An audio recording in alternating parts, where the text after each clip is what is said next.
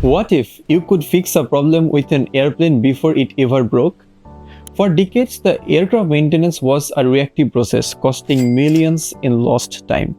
But today, AI is creating a proactive, predictive model. This new era is built on three pillars. First, the predictive maintenance.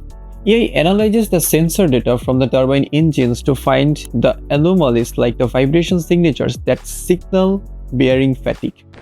The most effective algorithms can predict a component's remaining useful life with over 98% accuracy. The second pillar is the automated inspections. Autonomous drones with AI and computer vision scan the entire aircraft to find the cracks and the corrosion. AI can also use the thermal cameras to find hidden structural flaws.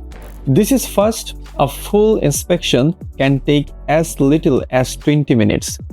The third is the human augmentation.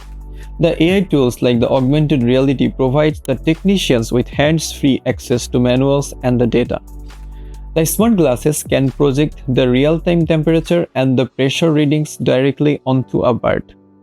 Natural processing analyzes thousands of maintenance logs to find the recurring defects. So, will AI replace the technicians? No. Instead of replacing them, AI transforms their role from implementers to the supervisors of these smart systems.